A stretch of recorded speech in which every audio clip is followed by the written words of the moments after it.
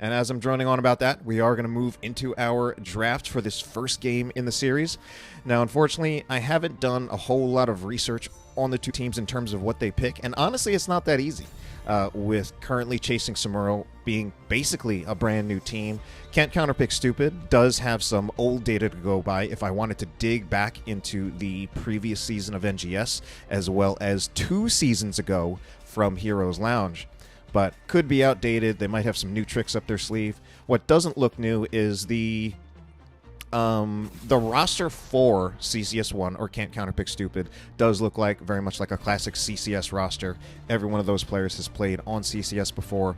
Meanwhile, on the side of currently chasing Samuro, most of those players, at least as far as I know, certainly new to CCS, although I do think Tpol was at one point on CCS1. I could be wrong about that. Don't quote me on it. The Malthael ban will be coming out from the members of Can't Counterpick Stupid. Malthael, I do feel, has been a rather strong solo laner. Fairly meta-proof, in my opinion, where even if he's not always the best, I think he is a pretty safe bet, pretty strong at clearing the waves, double soak potential, does also win out in a lot of dueling situations. Meanwhile, we are going to see the Sylvanas banned out by currently chasing Samuro. I do think of someone on Can't Counterpick Stupid actually having a Sylvanas, but normally I would think of that as Madathi having the Sylvanas. Now, Madathi not playing at this time. Actually, haven't seen Madathi around in a while, so I'm not sure if Madathi is actually active on CCS at the moment. And it will be the Ana banned out by Can't Counterpick Stupid. Perhaps Can't Counterpick Stupid just knows something about our healer player on the side of currently chasing Samuro. Of course, these two teams, as sister teams, are bound to know a few things about each other, even without having the data. I do know there was a recent game, or a recent time, when they did scrim each other. And it will be the Zul ban. Zul ban, not surprising at all, just as kind of a meta ban at the moment that people don't want to deal with and will just take out of the equation. I am aware of the Valkamer Arthas. I have played against the Valkamer Arthas myself, where he does like to go that main tank Arthas, which is something that honestly I personally disapprove of. I don't really believe in Arthas as a main tank. But let's actually talk about that Deathwing with that brand new skin. Looking beautiful right there. That second Dark Nexus event. Already wonderful memes in the chat about CCS. And let's see what the response will be. Deathwing has been let through in the draft. That does also allow ample opportunity to counterpick him, so it does make me wonder, okay, the Lunara picked up by, well, that's interesting, by MonicMine. From what little I do know about currently chasing Samuro, I typically think of MonicMine actually as their healer player. But perhaps I'm wrong about that. Perhaps they've got another healer, perhaps they're flexing roles, or perhaps at the end of the draft, they will just do that hero swap thing. I was going to say, I was entertaining the idea of what are the percent damage assassins that could be brought to bear against the Deathwing. Greymane still on the board. Tychus, although these picks would normally kind of fill in the slot of what a Lunara would take up, so it does strike me as a little bit strange. So it's less likely that we will have one of those percent damage assassins that are capable of percent damage. However, it could just be the Lunara with the poison damage, which ignores armor. That could be their primary answer for the damage against the Deathwing. Meanwhile, it is going to be the Kael'thas and the Malfurion picked up by WitsEnd and Keladorn, respectively, while we are going to see the Yarel banned out.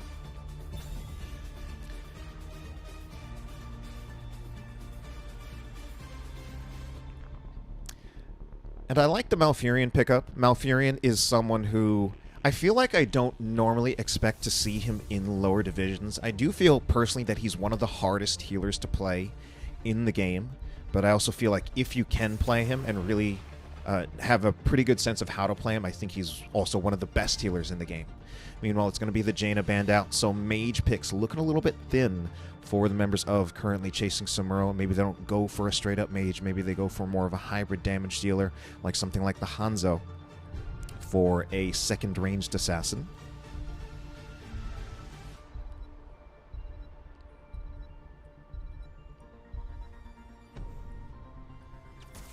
It's going to be the Li Ming for Raly and the Deckard pickup for Tpol. And what I like about that not so much actually the picks themselves, but that they actually leave their solo lane pick for last. So that means they get the counter pick advantage, whereas members of Counterpick Stupid, they have to pick their solo laner now in this 4 or 5 slot, and that does leave ManeSki, if he is indeed their solo lane player, the opportunity to just straight up get the counter pick. Oh, wow, that is interesting. Okay. Now, this is very interesting because when there was a time in the past, when quite a few seasons ago now, when I did actually play against Can't Counterpick Stupid. I will, give you the spoiler and let you know that, unfortunately, I did lose when I played against them in Season 3 of Heroes Lounge. But I typically think of Silma as their solo lane player. But if we have both Deathwing and Imperius, well, it just raises the question of who actually is in the solo lane. The Leoric pickup is fantastic from the ManeSki. Kind of goes perfectly with what I said about the counter picking, and it's also, in my opinion, the single best hero for dealing with Deathwing in the entire game. Of course, it has the percent base damage, but I think one of the more important things about the Leoric is that he has one of the few sources of crowd control that actually work against Deathwing in the form of that Entomb. So, and once a Leoric gets a Deathwing in an Entomb, Deathwing is basically forced with 2 choices. Either he endures all of the damage he's about to take, which is going to include a bunch of percent-based damage from Leoric, as well as just whatever the damage is going to come out of the rest of the team. Or the alternative is you use Cataclysm and you burn the 90-second cooldown just to escape. So the Entomb is very, very powerful from Leoric against Deathwing. Leoric just in general, very, very strong against Deathwing. It was something I knew personally as the last season of NGS. I did play in it myself. That was when Deathwing had just been released and was really at his peak, and I often had to play Leoric since I was a solo laner for my team at that time. However, it's not about my team today. It's about your teams, CCS1 and CCS2. As we go into Game 1 going to be starting right here. And on this blue team, this side of the map, we are going to have the members of currently chasing Samuro. It will indeed be MonicMine on the Lunara. Raly will be on the Li Ming. ManeSki going to be playing that Leoric. Tpol on the Deckard. And Akimbo on the Mal'Ganis. Now, on the red team, the right side of the map, Can't Counterpick Stupid. Ossprey will be on the Imperius. Keladorn will be playing as the Kel'Thas. Valkamer on the Johanna. I was about to say Ossprey again. Silma will be on the Deathwing. And finally, it will be WitsEnd on the Malfurion. Now, if we notice, WitsEnd actually used a regrowth, I think, pretty much immediately. I think he put a regrowth on someone right at the start. And that's part of just how I was talking about kind of how involving Malfurion can be. He actually put another regrowth on someone. That I think part of the ideal way to play Malfurion is that you need to pre-heal. You need to start putting heals on your teammates before a fight even starts, because he doesn't have that burst heal, and you want regrowth on as many active targets as possible. So quick rotations from the members of CCS1, Can't Counterpick Stupid. This will get tough as the night goes on, and that is facilitated a lot by the Johanna as being one of the best tanks in terms of pure wave clear.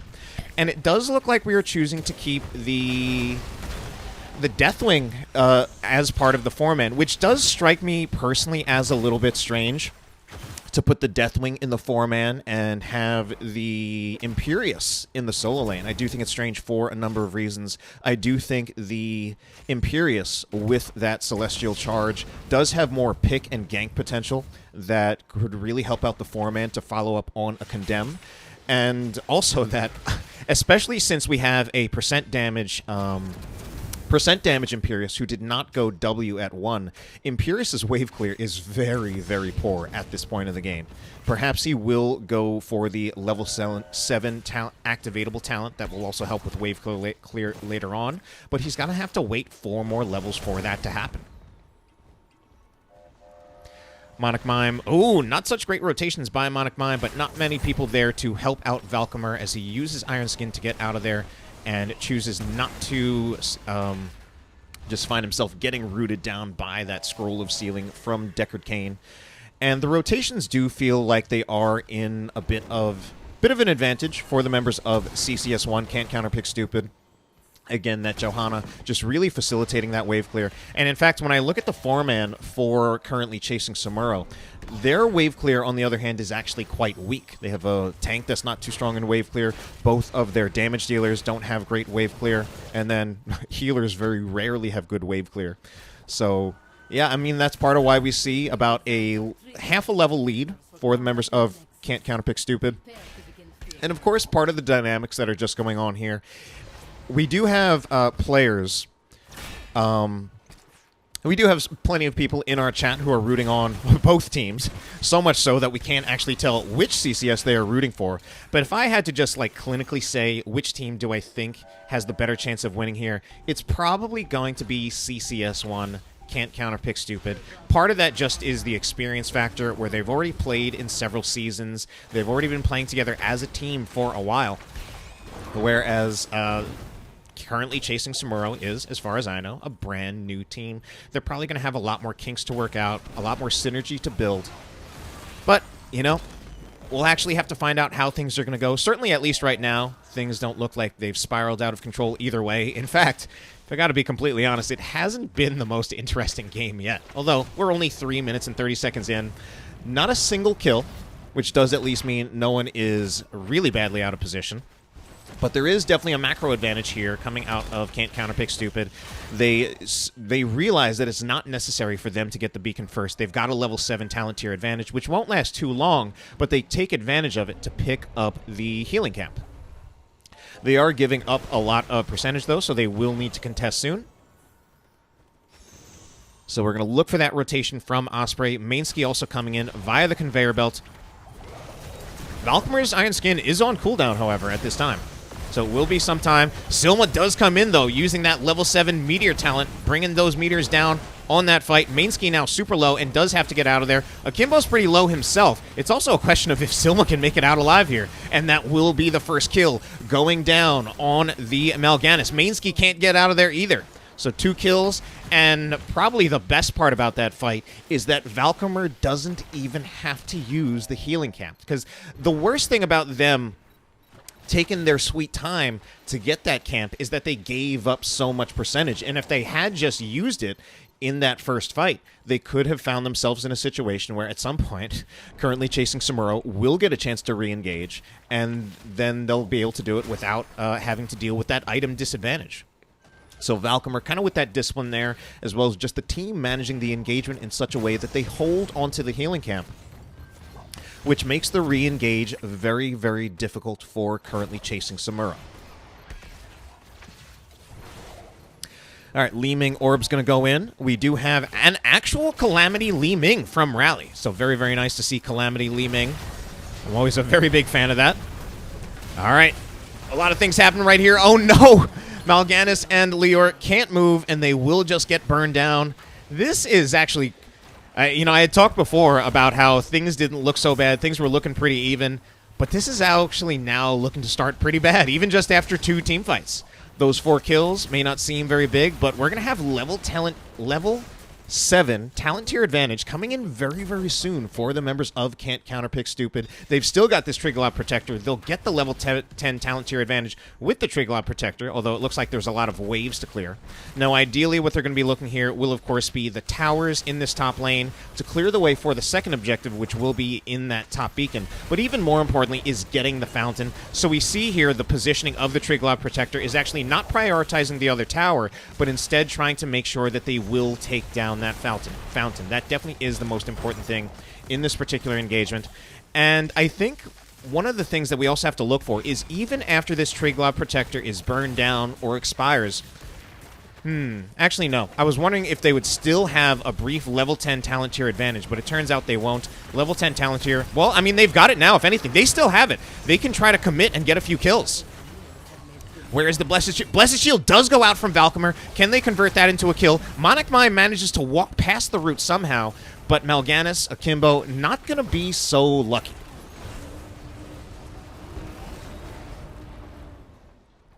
So things in our early game so far definitely swinging in favor of Can't Counterpick Stupid.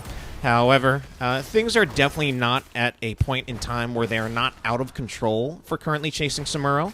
They're about a level and a quarter behind. They've still got all of their structures, but they have lost in the entire front walls for top and bottom, and that will be a pause since ManeSki has disconnected from our game. We got our row. So just take a look on back at me as I take a closer look at the chat. So it is interesting. Oh, okay, actually, just kidding. We're back into it. That was fast. We had a very quick 3-2-1, and we are back here in this game.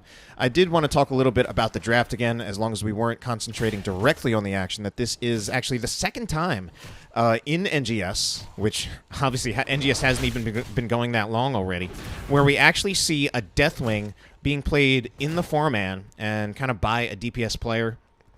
Basically a Deathwing DPS. Let's even take a look at Deathwing's damage, see how he's doing in that regard. Actually, the second highest damage behind Imperius. So we actually have a DPS Imperius.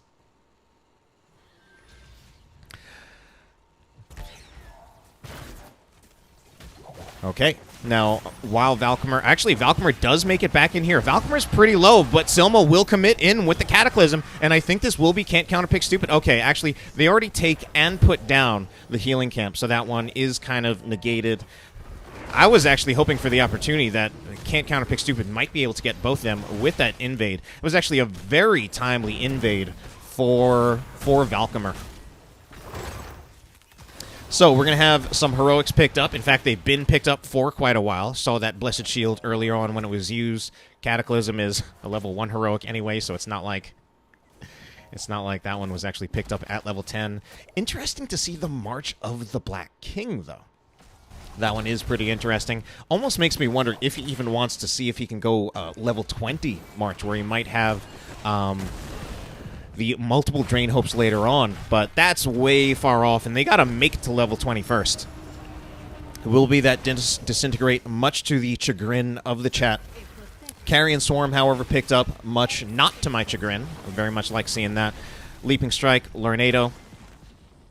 Whereas on the other side, we've got the Phoenix, Blessed Shield, Twilight Dream, and, man, both players on both sides having trouble with their internet connections. Very, very unfortunate. Of course, this time, if I, I'm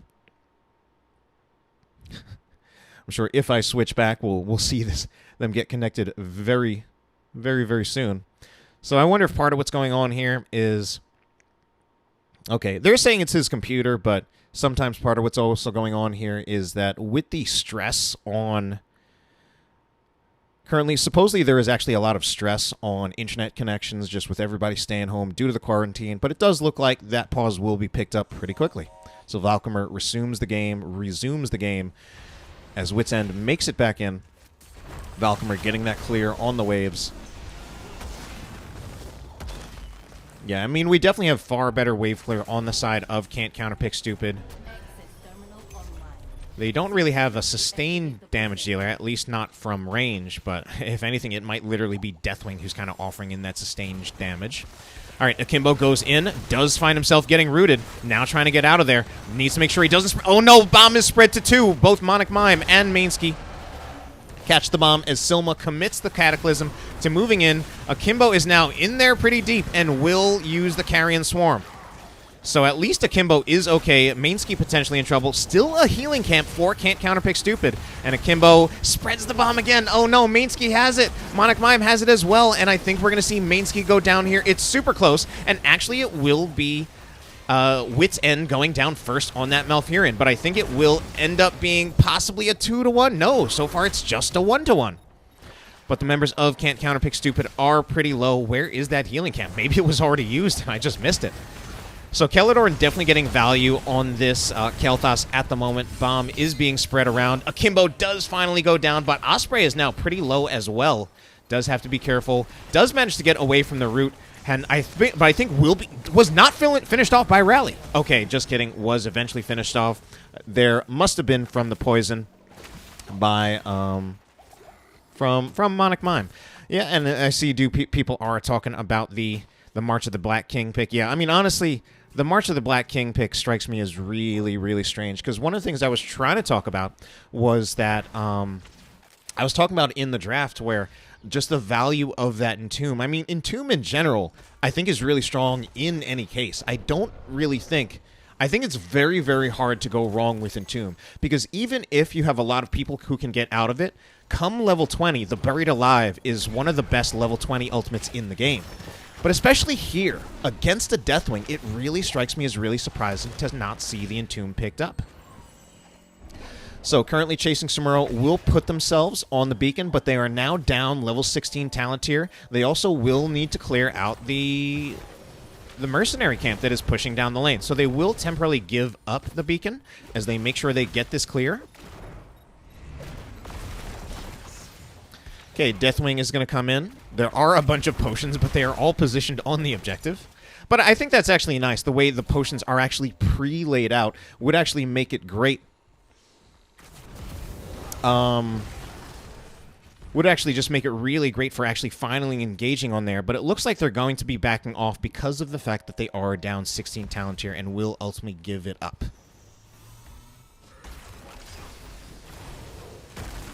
So this should be this fort going down very, very easily. It's a foregone conclusion, or a joke that I have made a few times, which you haven't heard yet probably, is that we could say it's a fort-gone conclusion, because that fort is gone.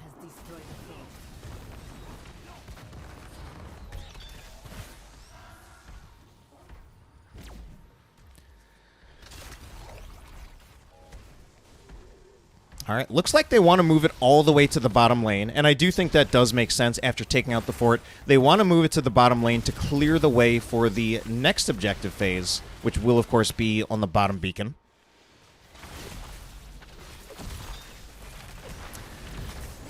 So they will get the fountain, which, again, is probably the most important part. I think they probably wanted to get more. Akimbo potentially in trouble. Does not get to activate the Carrion Swarm because it was interrupted by the Blessed Shield.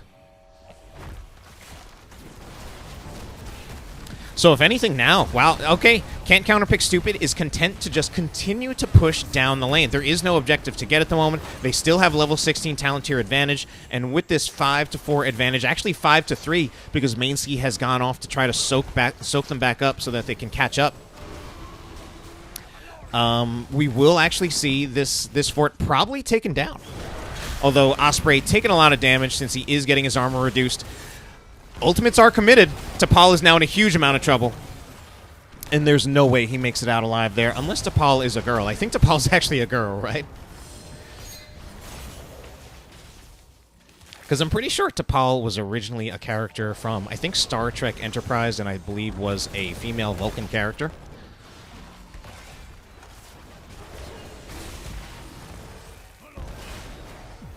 Alright, but anyway, with that successful engagement, the kill on Tpol, it will be an invade on the turret camp for currently chasing Samuro.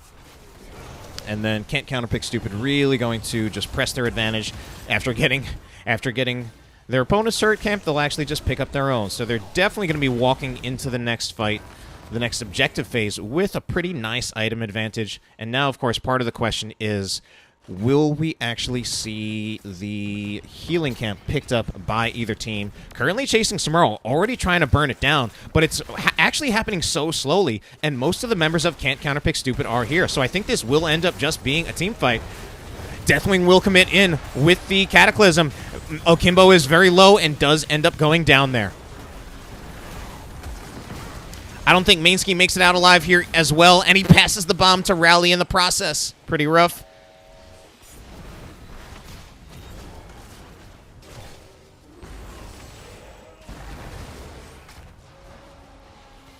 So can't counterpick stupid, kind of proving the narrative that I've already laid out so far, proving themselves to be the more experienced team.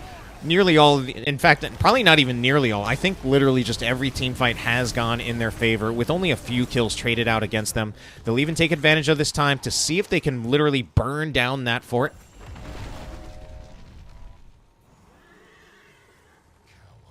They don't finish down that fort, but only going to take a few stiff breezes to finish it off. And now, this is unfortunately a horrible situation for currently chasing Samuro. Down 2.5 levels, or 3 if we're just going to use whole numbers. And, I mean, that means level 20 talent level 20 talent is really nowhere to be seen for currently chasing Samuro. Oh no, and Tpol is caught out. I don't know what happened here. How did Tpol get caught here? Tpol gets killed.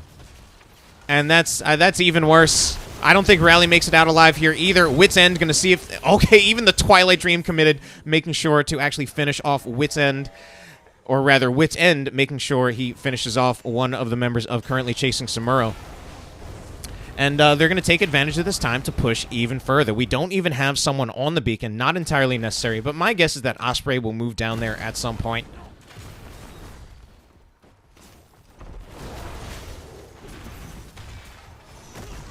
They do take care of the keep front wall in the top lane. MonicMine is here. Living Bomb will be put on MonicMine. And, of course, we do have level 20 talents picked up, so I should kind of take a look at some of those. Going to be the Life Bloom out of Malfurion, actually giving him some burst healing. Blinded by the Light from the Johanna. Just to help protect his team rather than go for either of the other choices. Going to be that Flamethrower out of Keladorn. Destroyer's Rampage, and finally the Heavenly Host. I like the Heavenly Host in particular. Going to be really, really hard to finish off a target with the combination of both the Blinded by the Light and the Heavenly Host. Just so much additional shielding for pretty much the rest of your team. The only one there who doesn't really benefit from it, of course, is going to be Silma on that big dragon, known as Deathwing. Alright, and a third Triglav Protector of the game, going to be picked up by Can't Counterpick Stupid. They've controlled every single objective thus far, really proving to be the experienced team. All 3 other members of Can't Counterpick Stupid also have turrets. I mean, if they really want at this point, they probably could finish off the game with this Triglav Protector. They choose not to go to the middle lane, instead choosing to go... Well, they choose not to go to the bottom lane, instead choosing to go to the top lane. Wow, the Triglav Protector actually being so bold as to go right past the towers. A lot of health is being burned down on it, however, so I don't think we're going to see this be the Triglav Protector that does result in the game being finished. MonicMine does get away from there. However, Triglav Protector does decide to re-engage here. Does have a lot of time left, but not much health, so it's going to try to stay at range and use those abilities at range to do some damage. Ossprey moving pretty close, though. We see him pinged, attempted engage on him, but Mal'Ganis with those slow, short-range engages isn't quite able to get the stun. Another bomb goes in from Akimbo, or goes on Akimbo. Obviously, we got people in the chat who are big fans of the various upgrades.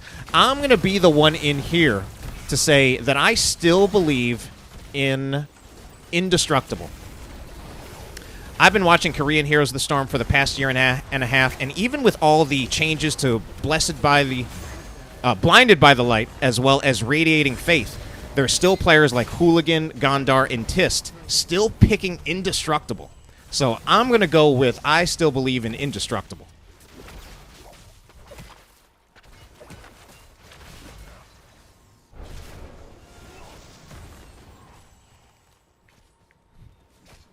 So, Can't Counterpick Stupid will rotate around and pick up the healing camp yet again. I mean, that means they're going to actually have 2 healing camps for the next objective. But it does also give the... We do also now have time for members of currently chasing Samuro to actually make it to level 20. And it will indeed be that level 20 upgrade. Level 20 upgrade on the March of the Black King, that Death March, where he can apply Drain Hope to all enemy heroes. Temporal Flux. That one I don't feel is that common. It's not that it's bad, but I do like most of the other choices. Anyway, a big engage going to happen is right here. Silma will commit in with the Cataclysm once again. Keladorn a little bit low. Just kidding. He's not low. He's got plenty of support, plenty of heals, plenty of shields. MonicMine does get the Death March, but it's not quite enough to keep him sustained. I guess it keeps him alive, but he's still so low that he needs to get out of there. MonicMine will step on another Flame Strike.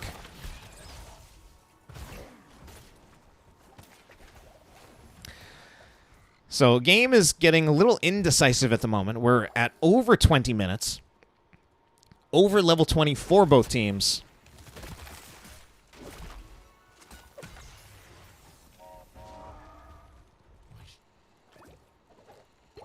And themayneski will move his team forward, and they will be looking to see what value they can get out on the map. They're going for a fort, but guess what that means? We're going to see a fort traded out for a keep. And I do think this is kind of a strength of Heroes Lounge, of Can't Counterpick Stupid, again, from my own experience playing them in the past. I think they do have a good end of these macro decisions. Wow, they're even just going in. I mean, they've got 3 items. They've got 3 turrets, all of them set up. They can put down a healing camp. Are we going to see this actually taken out, or will it be the throw of the game? Cataclysm out from Deathwing, Death March also out from themayneski, but MonicMine is super low, and with the Blessed Shield, will go down.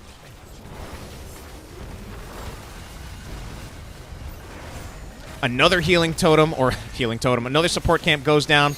Akimbo, does he make it out of there alive? Even if he does, he's going to have to find himself going back in. Silma's now starting to get low, though. These days, a little bit harder to finish off a core. They got literally 1% of permanent damage on the core, and now they will actually have to back out. Oh, but maybe they can finish this kill on themayneski, who does get really low. Certainly a huge amount of healing coming out of Tpol at this time with those super potions. Also went for the bottomless flask. Just a huge amount of sustained healing coming out of Deckard at this time with that current build. So ultimately things worked out there, at least in terms of taking down that keep. It was a fort for a keep trade in favor of Can't Counterpick Stupid. However, the actual core attempt proved to be unsuccessful, and at the very least for Can't Counterpick Stupid, they did manage to kind of cut their losses, recognize that that wasn't going to be the play, and they will also take control of the beacon. Now, they've had every single beacon so far in this game, and there's only 20% worth of time for the members of Currently Chasing Samuro to make their ingress onto this beacon and to try to make something happen. A turret has been put down by Can't Counterpick Stupid. Ossprey is actually kind of low on health, and he will need to back out of there, but Deathwing will come in. themayneski is now isolated on the other side, does throw out the Death March, and he does get some of those connections with the Drain Hopes. But he's... Now, wow, he actually really went back up in health. I think stepping on a few of those potions. The potions actually from Tpol really are doing work. But ultimately, not quite enough, and Akimbo will eventually go down. themayneski looking like will also be the next victim. I think that... I was going to say... Okay, yes. I was going to say that I think the Living Bomb will be enough to finish off themayneski. And MonicMine, does he get out of there either? WitsEnd, seeing if he can find that kill, but I don't think it'll be necessary. At this point, 24 minutes into the game, I think we will just have the Triglaud Protector right-click the core, and it will probably be Can't Counterpick Stupid going up 1 game in this series.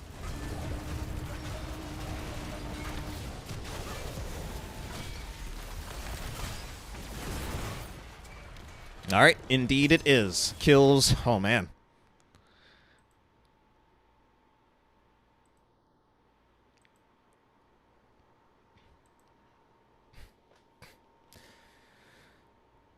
So kills, in the end, pretty significantly in favor of Can't Counterpick Stupid. They do have, 17-3, and most of those kills for Currently Chasing Samuro came very early on in the game. I think the longer the game went on, the more... Although we definitely saw... There is some potential there, some flashes of hope, particularly from the Deckard healing, where we would see themayneski get so low, but then step on a few potions, and suddenly he's back at full health. We're actually ready for our second draft of the series. Can't Counterpick Stupid going to be leading 1-0 as we take a look at our second draft in the series. Again, first pick and first ban should be coming out for the members of Currently Chasing Samuro, which is, again, such a nice name, Currently Chasing Samuro. The teams had the freedom to kind of pick their... The sister teams had the freedom to pick their names. Supposedly, according to Valkamer, didn't even need to have an acronym of CCS, but they went for it anyway. And there was kind of just running memes in the CCS Discord about all the variations of things that can be basically just what can you make with CCS. What I'm personally very disappointed about is that the CCS Discord has a fascination with sandwiches, often posting pictures of the sandwiches that they're eating, and neither one of these teams decided to go with cold cut sandwiches. It sounds like a no-brainer to me. It's CCS, cold cut sandwiches. But I actually like what they went with in any case. So it will be the Sylvanas banned out yet again. Whoever is good with Sylvanas on the side of Can't Counterpick Stupid will not have the opportunity to play that. And now we see the focus, repeated focus on the Malthael. So I guess that might just be something through their scrims, through their practices. They do know that that might be a hero that Mainski is comfortable on and does rather well on. I'm assuming both those first two bans are more like targeted bans.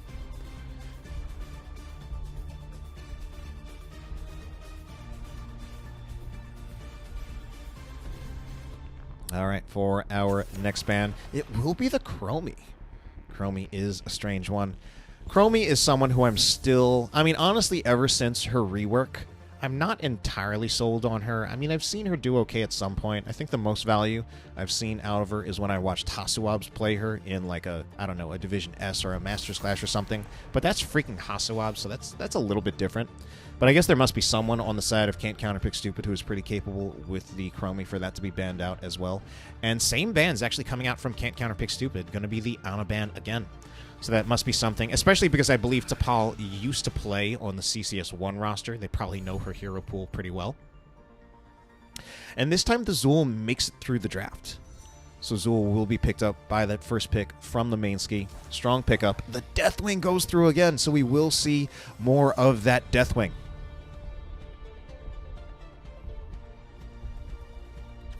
And the same, literally the same picks. So Kael'thas, obviously just a comfort pick for Keladorn. And, I mean, at this point, based on what I've already seen, I fully expect that to be a 4-man Deathwing. So in the 4-man, and we'll see something else picked up by Ossprey to play in the solo lane. I actually don't think the Imperious is bad here, but I'm actually not sure, though, exactly how Imperious matches up to Zul, since when I was actually playing solo lane in NGS, that was before Zul was reworked and was made a thing again. So the Lunara will be picked up again by MonicMine. Now, at the very least, there is improvement from currently chasing Samuro's draft in what I was saying before, which is they already, between the Zul and the Johanna, they already have more wave clear than their last draft. So that's good. But I'm still questioning the Lunara. I'm still worried about that. Not personally feeling that it's a super competitive pick, and they could have picked something similar that would also have better wave clear. Even though wave clear isn't as much of an issue, there's also a part of me that feels like you can never really have too much wave clear. So Imperious will not be an option for Ossprey this time. And the Jaina will be banned out as well, so that looks like it would probably be Raly who would have played the Jaina. I don't think it's a bad map for Li Ming, but that does also feed more into some of the wave clear issues out of currently chasing Samuro. Wouldn't be as big of a problem this time, so I don't think it would actually be that bad of an idea. I think the Johanna in the 4-man is enough for the wave clear. And this time, since the Urel isn't banned, it will make it through. That will be Osprey's pickup, and I do think that is something that does quite well in the solo lane. So Urel can do a good job of controlling both the wave and the shrine because she can leap between them with Avenging Wrath, which I'm pretty sure is the name of the ability. And of course, one of the great things about Urel is that she can actually cleanse out the Zul roots herself. She has that Hand of Freedom ability, which she can use to cleanse out roots, and unlike many other similar abilities and other like actual cleanses, she can actually self-cast it. So I like that pickup into the Zul. I would still expect Zul to have the better end of wave clear, but there are just many ways, especially for actually, although I haven't played the matchup myself, I'm conjecturing that I would feel that Urel would actually have the better end of holding on to the shrine itself. Now, the Tracer pickup last, oh man, that is an interesting one.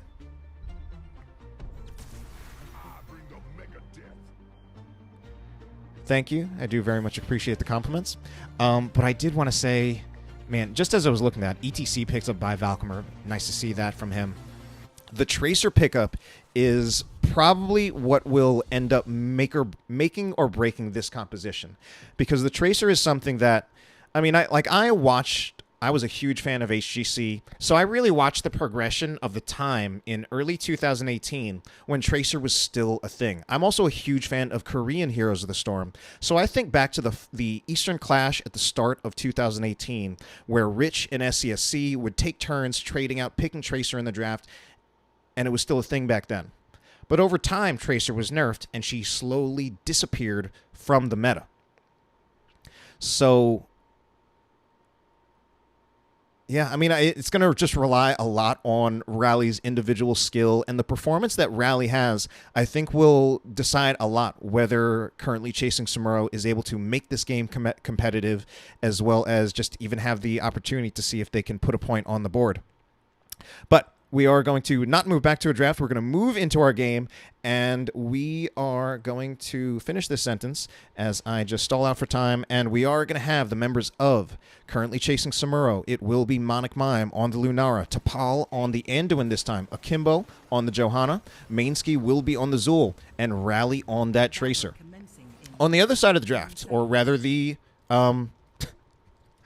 map, Can't Counterpick Stupid will have Ossprey on the Urel, Silma on the Deathwing, WitsEnd on the Malfurion yet again. Like to see that. Keladorn on the Kalthos, and Valkamer on the ETC.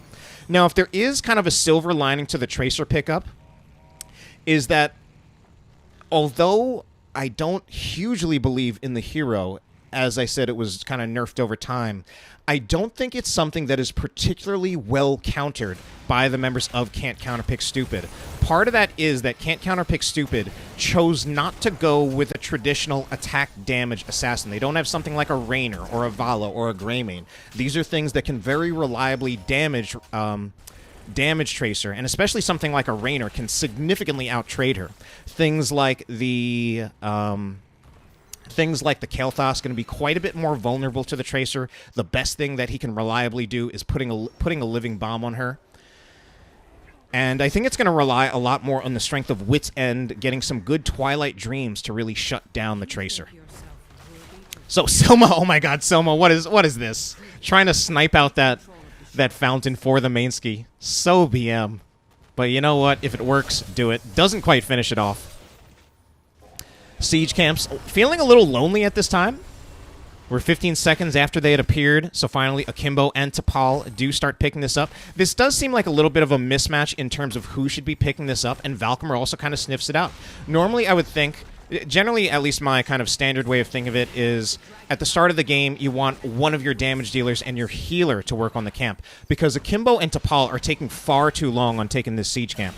Meanwhile, it will be picked up on the other side. WitsEnd and Keladorn finished theirs out. I'm pretty sure they started theirs later, but that's the value of having your damage dealer and a healer take the camp instead of a tank, and they don't even finish it. Raly decides to pick it back up, but while all that's happening, Can't Counterpick Stupid will actually pick up the... They will at least get the double cap on the two shrines.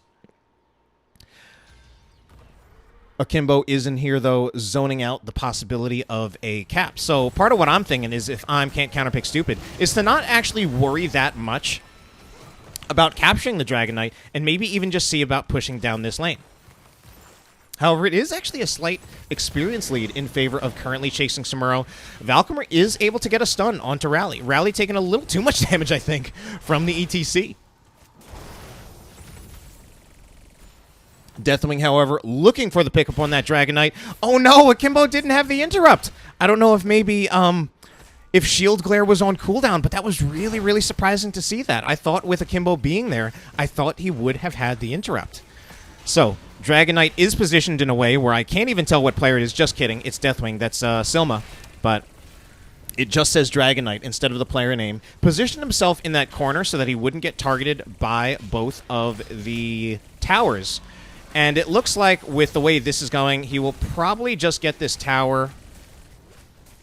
Will even that tower be finished off? Okay, that tower will be finished off, but he won't have the chance to move down to the second lane. Ideally, after picking up that first set of towers, I would think you would want to move down to the bottom lane. However, it looks like, just with the push from even just from heroes, they're actually able to they are able to get quite a bit of progress on this bottom tower, bottom fort front wall as well. Akimbo gets the triple condemn. Where's the follow-up, though, from MonicMine and Raly? Okay, there will be a bomb going out. Pulse bomb goes out on WitsEnd, but Raly will eat a living bomb at this time. Uh-oh, we are going to have WitsEnd getting disconnected again. So this is our third disconnect in the series so far. We don't know what's going on with WitsEnd here.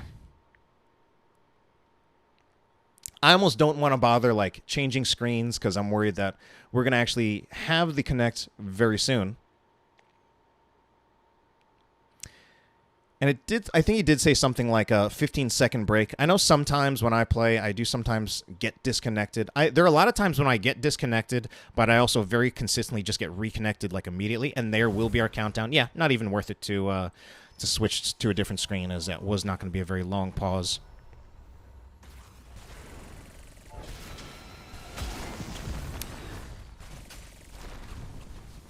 All right, so we are going to see the Bruiser camp picked up by the members of Can't Counterpick Stupid. Won't be contested by the members of currently chasing Samuro at this time. I mean, they're kind of stuck clearing the waves. The Tracer, they had better wave clear, but it's still mostly concentrated in the Johanna. Oh no, Raly goes in pretty deep. Does get a recall. Recalls right into a root, however, and now is kind of body blocked. Raly is actually in quite a bit of trouble. Wants to at least trade out the kill against Keladorn. Does succeed in that, but will eventually go down as well. Akimbo is pulled out, but MonicMine goes down instead. So things are looking pretty rough here, and I mean, I hate to say it, but ultimately I'm not sold on the combination of the Lunara Tracer as well either. They're both sustained damage dealers. Even when Akimbo got that nice triple condemn, there wasn't a whole lot in terms of follow-up there from either the Tracer or the Lunara, since they're both, again, just very much sustained damage dealers. So they kind of overlap that way in their role. Obviously, there's some burst damage potential from Tracer with the Pulse Bomb, but that's also not going to be quite as strong as it could be until we get to level 10 and see the Quantum Spike picked up, if it is indeed the Quantum Spike. Should be. Please just make it the Quantum Spike. Oh my god, we even have an untouchable Tracer. Wow, Raly looking for that solo carry performance. Going to have to step it up a bit from where things are right now, though, to really make that happen.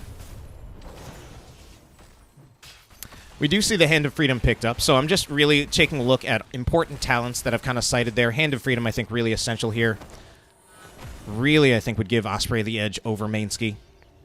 And as we see here, I haven't focused a bit or a lot on the solo lane matchup, and I do think that is something that, at least as far as I can tell, Ossprey seems to be getting the better end of, and the wave clear, not actually proving to be a huge deal. This time, at least, Silma will not pick up the Dragonknight for free.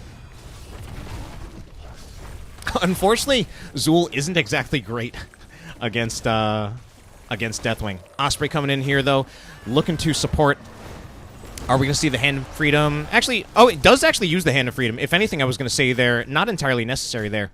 And yet, somehow, at some point, Valkamer gets super low. Valkamer might actually go down here. He does go down, but we will see a Dragonknight picked up in the end.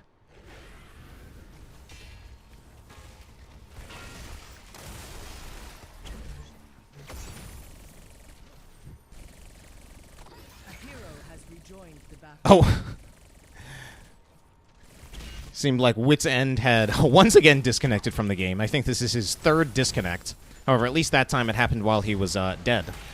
Now, unfortunately, this Dragonknight doesn't seem to be getting a huge amount of value. I guess that's just part of the consequence of losing two heroes at the same time as getting the objective. Dragonknight is mostly getting burned down, and most of the value out of this Dragonknight is just the fact that it was denied to the other team.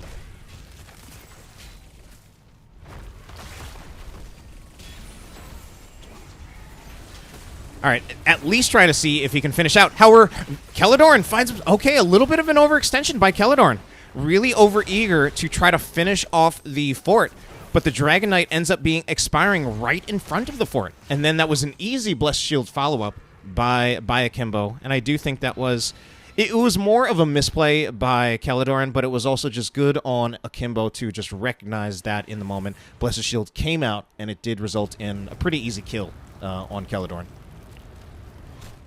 So, meanwhile, it does feel like Ossprey, even though I'm not watching this quite enough, it does feel like Ossprey actually really is kind of dominating this lane. Yrel is a hero that I mean, I played her a bit back when she was really, really strong, like back in 2018, HGC era, before she received a few nerfs. Back when that level 1 talent, which I don't think, if I take a look at Urel's talent, which for some reason I'm having finding, he went Dauntless, so I'm thinking back to Murad's Insight, back when that was really strong, and you could proc it from without having to hit heroes with abilities.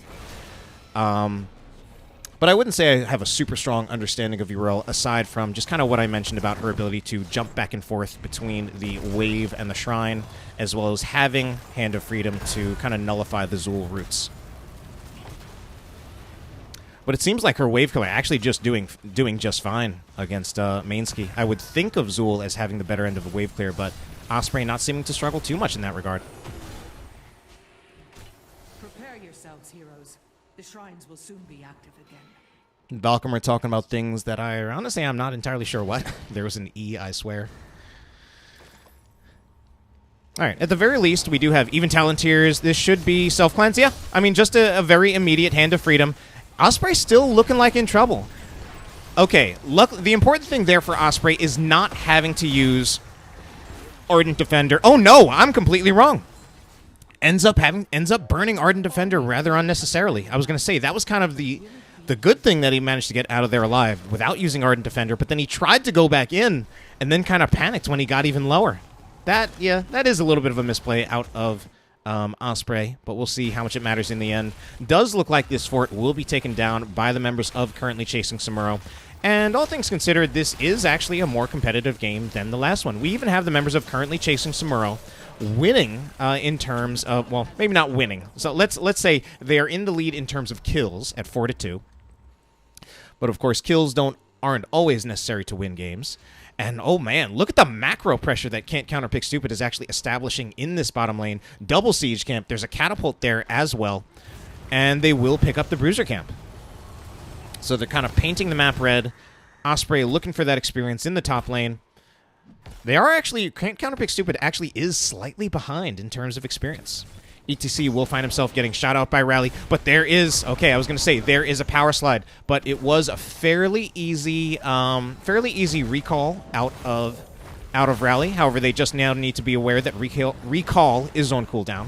It's really, if there is going to be a kill on the Tracer without just misplays from Raly, I think it really is going to depend on the Twilight Dream from the Malfurion. That really is just the biggest counter to the Tracer at the moment, I feel. Unless there's something I'm missing.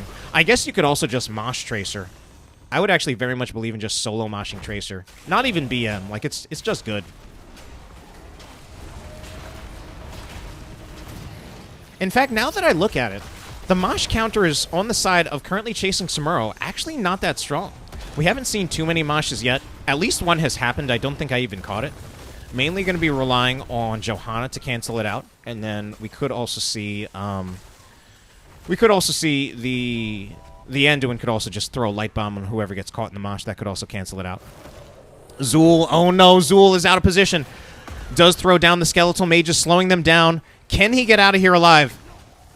He does manage to get around the root, and MonicMine does manage to survive that gank attempt. Good on him. Silma's staying in here, though. I'm a little bit worried about this. Silma burning a lot of health, and eventually a Cataclysm just to stay alive. Does seem like a little bit of a misplay. Does seem like a little bit of a misplay there from that Deathwing from Silma.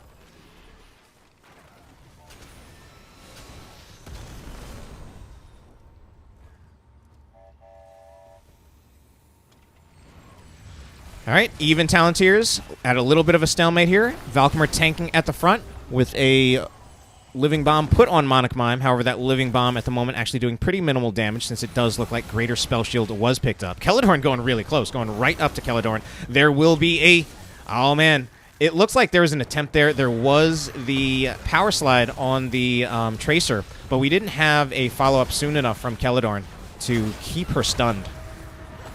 Akimbo's now in quite a bit of trouble, getting hit by CC chains. Definitely does not have Iron Skin, otherwise it would have been used just a little bit earlier, and Raly gets out of there with just barely any hit points.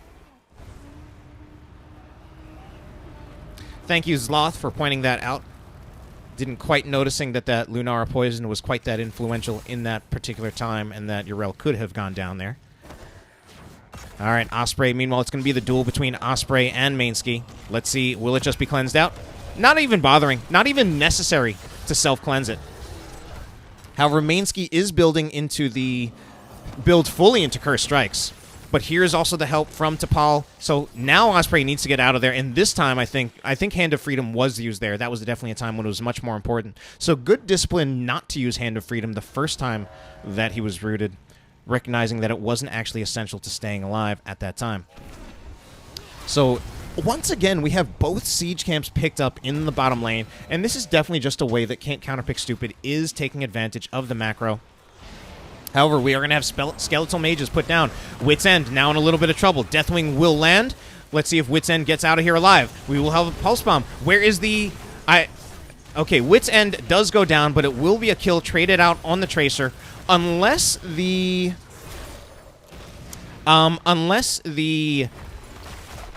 Twilight Dream was on cooldown right up until the moment that it was cast, I do feel that it did come in a little late. I think once that Tracer was in the backline, attempting to kill Malfurion, I think it needed to be the Twilight Dream coming out right away. ManeSki, however, finding himself in too deep, does get Cataclysm on. That's now a verb by the Deathwing. And yet again, we are going to see a Dragonknight picked up by the members of Can't Counterpick Stupid. And, I mean, correct me if I'm wrong on this, but I think they've been the only... I believe there have been 3 Dragonknights so far, and I believe every single one of them has been picked up by the members of Can't Counterpick Stupid.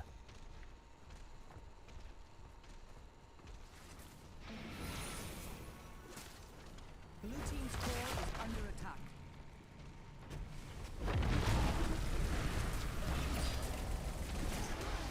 All right, this could be the push for core. We already have the Dragonknight trying to do damage to it. Shields have not been removed yet, and we are seeing both Leaping Strikes used by MonicMine in the attempt to burn down that Dragonknight, but we've got another dragon just breathing fire on it as well. It's down to 75%, 71%, but the Dragonknight is gone. Ossprey will jump out of there, pretty low on hit points. Does he have Ardent Defender? If needed, he does have Ardent Defender, but I don't think it will even be necessary, and it managed to be a pretty clean disengage there. Okay, Deathwing will leap up into the sky. Map control will be taken over again by the members of Can't Counterpick Stupid as they take control of this contested bruiser camp in the bottom lane. Currently chasing Samuro will pick up their own bruiser camp and then possibly look to set up an invade on this one. I mean, I think one of the important things that we need to see out of currently chasing Samuro is that I think they need to look for a fight.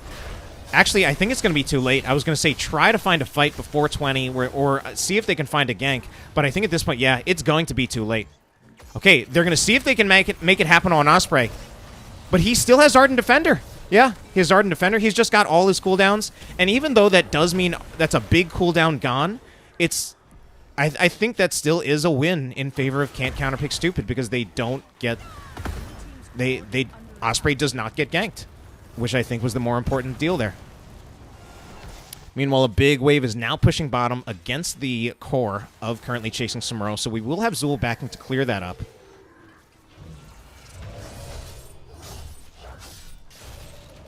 Zool, obviously clearing out, certainly has pretty good wave clear, although the single target damage not quite as strong.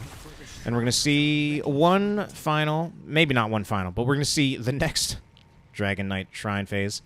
And both teams are now at level 20, so level 20 talents coming in. The tour bus out of Valkamer. What are the interesting level 20 talents that we want to see? I was going to say, do we have the Bubble Hearth? But no. Stood in Fire, different from what he got last game. Going to be the Blinded by the Light again from our Johanna player, although I believe it's a different Johanna player. Yes, definitely, that's true. Composition B. That's not one that I think I expect very often. Kalen's Edict. Well, Zool being meta is a new thing. Intensifying Toxin makes sense, and Glyph of Faith also something that I would expect as well. So right now, the members of Can't Counterpick Stupid are split up, so this does look like opportunity for the members of currently chasing Samuro to get an engage as 5v4. But as that's happening, Ossprey picks up the Dragonknight.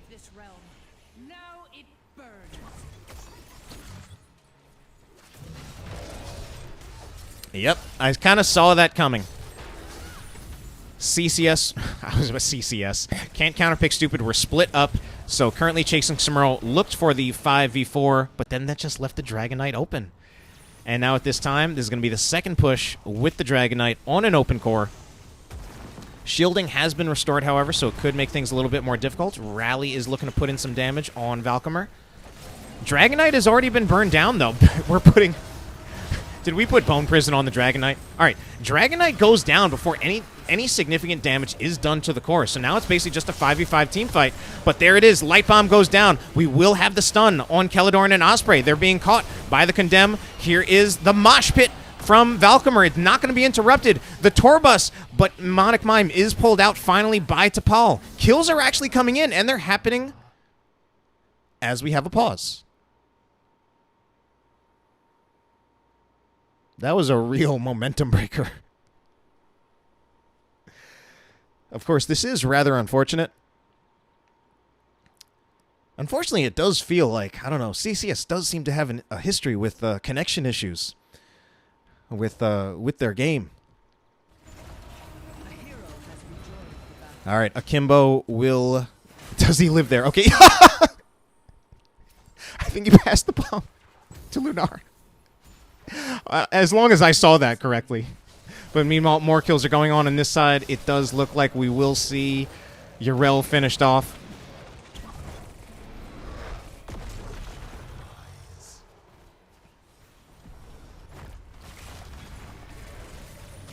Raly super low there. 40% hit points. I guess that qualifies as super low. Big heal coming in from Tpol.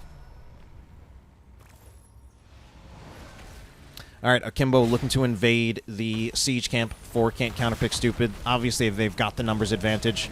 It's only the Deathwing and the ETC. But ManeSki is suddenly super low. Oh my god, ManeSki going down there is such a big turnaround. All right, apparently not enough to really result in actually getting the... to actually taking back the mercenary camp back in their favor, but still kind of funny and still kind of sad. But it actually ends up being really, really good in favor of Can't Counterpick Stupid because now they actually have a 5-4 advantage on the field. Objective phase will start before ManeSki will be respawning.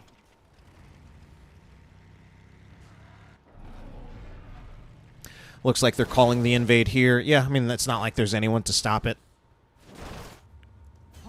Well, looks like they will rotate down. They have some idea that it could be going on, but they will be invading for V5. Yeah, I mean, the Deathwing will just drop in. Ultimately, I think they had to let that go. Akimbo will be pulled out. Oh, man. He actually goes down there. Johanna dying. If only he had Indestructible. We wouldn't have Johanna dead. And with that, it looks like Can't Counterpick Stupid actually just want to see if they can bully their way onto the core. With the Johanna dead, frontline, most of the frontline gone. However, ManeSki is on the back line, looking for WitsEnd. WitsEnd is now super low, and WitsEnd does go down. ManeSki also in danger of going down, but Silma is super low as well. Is this... What a throw this is turning out to be. Keladorn also is in trouble against the Tracer. And certainly at this time, I mean, there's not actually a huge answer for the Tracer at the moment. I feel like both of these games, though, are going on a lot longer than they should, though. We had an indecisive push there by Can't Counterpick Stupid. They actually come out on the much worse end of that. For most of this series, they've really been showing how they are the veteran team. Better control of the macro, a lot of better decision-making in most cases. But that last team fight was not one of them.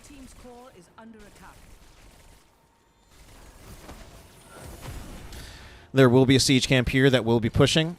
I think eventually it will get some permanent damage since there is a catapult here as well. However, Akimbo will be here to try to clear it off. Does hit it with shield glare, but not even a condemn to follow it up.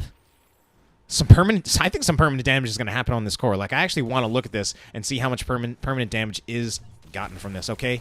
One rock is thrown in, only 3%, but still a little bit surprising. All right, Valkamer hiding out in the bushes, but it will be scouted out by Akimbo. Luckily, making sure that he does check that bush with the shield glare.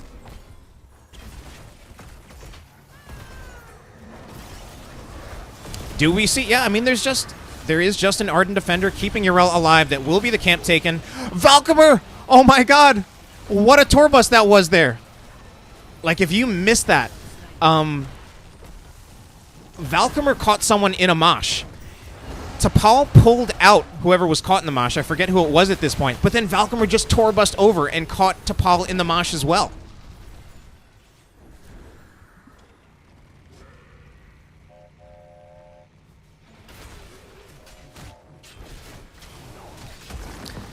All right, then. They're going to approach the core again without a Dragonknight. And they're just going to see if they can finish it here. Rock's being shot out by the core with some of those new changes. And this time, there is no Tracer, there is no Zool. MonicMine, I thought he was going to go in to try to go for WitsEnd. That's usually what their strategy is. Tpol could still no, that's not... Sorry, Tpol. For a second, I thought Tpol was Tracer. All right, more permanent damage going in on the core. Raly is not here to help defend and put some of that pressure on WitsEnd, which has been the strategy for most of the game. I think Keladorn goes down here, but I also think the core goes down for currently chasing Samuro, and indeed, that will be the case, and that will be the end of the series. It will be 2-0 in favor of Can't Counterpick Stupid.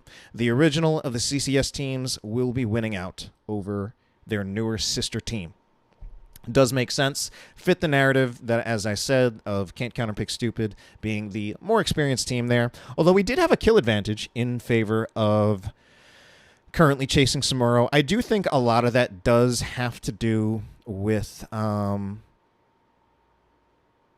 of the decision-making from Can't Counterpick Stupid starting to get a little bit more questionable at the end. One of those last pushes being unsuccessful on the core, or I think it was the second last one